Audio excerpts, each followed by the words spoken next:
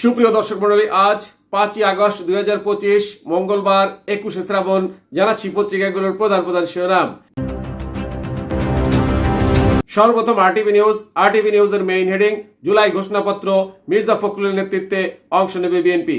এরপরে ইত্তেফাকের main heading, সংসদের দক্ষিণ প্লাজায় আজ জুলাই ঘোষণাপত্র পাঠ করবেন প্রধান উপদেষ্টা। নেক্সট প্রথম আলোর মেইন হেডিং, আসল সংস্কার জনগণই করেছে। এরপর ভোরের কাগজের মেইন হেডিং, জাতীয় সংসদ নির্বাচনের প্রস্তুতি তুলে ধরলেন ইসি সচিব। নেক্সট জনকণ্ঠের মেইন হেডিং, বাংলাদেশ ইস্যুতে উত্তাল দিল্লি, কেন তুফান উঠল ভারতের সংসদে। এরপর ইনক্লাবের মেইন হেডিং, অভ্যুত্থানের লক্ষ্য ছিল স্বৈরাচার মুক্ত নতুন রাষ্ট্র ব্যবস্থা, প্রধান উপদেষ্টা।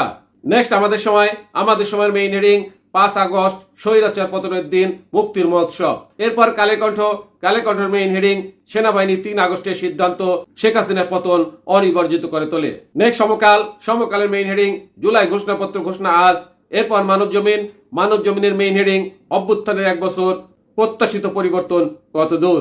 নেক্সট যুগান্তরের মেইন হেডিং, ইতিহাস বদলে দেওয়া ঐতিহাসিক 5 আগস্ট আজ।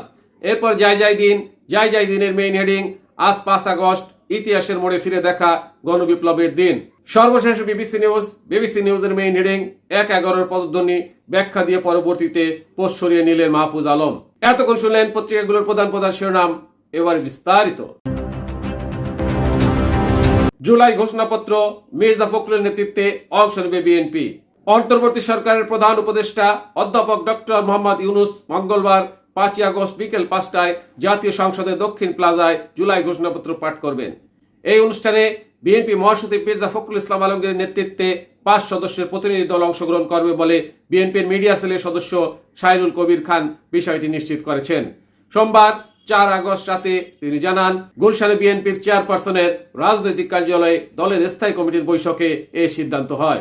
শাহরুল কবির খান জানান, বিএনপি মহাসচিব মির্জা ফখরুল ইসলাম আলমগীরের নেতৃত্বে অনুষ্ঠানে আরও অংশ নেবেন দলের স্থায়ী কমিটির সদস্য মির্জা আব্বাস, ডক্টর আব্দুল মঈন খান, নজরুল ইসলাম খান ও সালাউদ্দিন আহমেদ। পত্রিকার প্রধান শিরোনাম সহ সংবাদ এখনকার মতো শেষ করছি। আল্লাহ হাফেজ।